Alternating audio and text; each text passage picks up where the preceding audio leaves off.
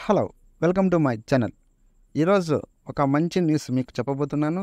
First time చూసినట్లయితే మన ఛానల్ని సబ్స్క్రైబ్ చేసుకోండి. అలాగే ఒక లైక్ అలాగే కొట్టండి. ఇప్పుడు టాపిక్లోకి వెళ్తే గూగుల్ కులాయి స్వామి అందరికి తెలిసే ఉంటుంది. ఒకవేళ తెలియకోకుండా మాత్రం ఈ వీడియో లాస్ట్ వరకు చూడండి. గూగుల్ కులాయి స్వామి యొక్క ప్రత్యేకతలను మీకు తెలియజేయడం జరుగుతుంది. గూగుల్ కులాయి స్వామి దాదాపు అనంతపురం నుంచి దాదాపు 30 కిలోమీటర్ల దూరంలో ఉన్నాడు.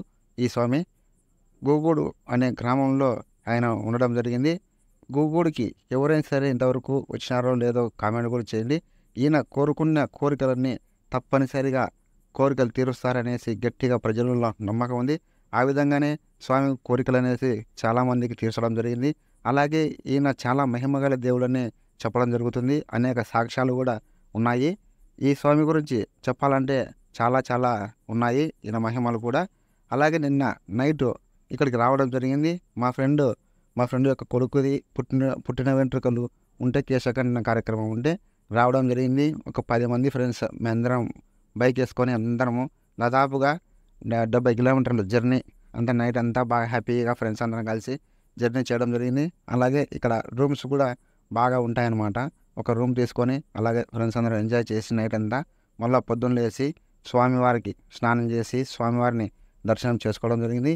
ఇటువైపు ఆంజనేయ స్వామి ఉంటాడు. ఇటువైపు స్వామి గూగుడు కులాయి స్వామి పేరు ఉంటుంది. ఖచ్చితంగా ఫస్ట్ వచ్చేసి ఎవరన్నా దర్శనం చేసుకోవాలనుకుంటే ఫస్ట్ మాత్రం మొట్టమొదటిసారిగా ఈ పక్క ఆంజనేయ స్వామిని మాత్రం ఖచ్చితంగా దర్శనం చేసుకోవాలి. ఆంజనేయ స్వామిని దర్శనం చేసుకున్న తర్వాతనే మళ్ళీ కులాయి స్వామిని దర్శనం చేసుకోవడం జరుగుతుంది. ఆంజనేయ స్వామిని దర్శనం చేసుకోవడం గల కారణాలు నెక్స్ట్ వీడియోలో మీకు ఖచ్చితంగా ఇంకో మంచి మ్యాటర్స్ మీకు ఖచ్చితంగా చెప్తాను. అలాగే మన ఛానల్ మాత్రం ఖచ్చితంగా లాస్ట్ వరకు చూసినారు కదా, ఇప్పుడు ఖచ్చితంగా సబ్స్క్రైబ్ కూడా చేసుకోండి, ఓకేనా. ఈరోజు ఫుల్ మస్తు ఎంజాయ్ చేసినాం మేము. మా ఫ్రెండ్ది ఫంక్షన్ ఉంటే కార్యక్రమంలో బాగా మొత్తం ఇంకా పారనపల్లె అక్కడ వచ్చేటప్పుడు బైక్లో వచ్చేటప్పుడు పారనపల్లె డ్యామ్ ఉంది. అసలు సూపర్గా ఉంటుంది పారనపల్లె డ్యాము. ఒకసారి మీరు కూడా వచ్చి కన్నులకు కనువిందుగా ఉంటుంది. అది అలాంటి ప్రదేశం, మంచి ప్రదేశం, చూడడానికి చాలా బాగుంటుంది. అంతా వాటరే, మొత్తం వాటర్తోనే నిండి ఉంటుంది.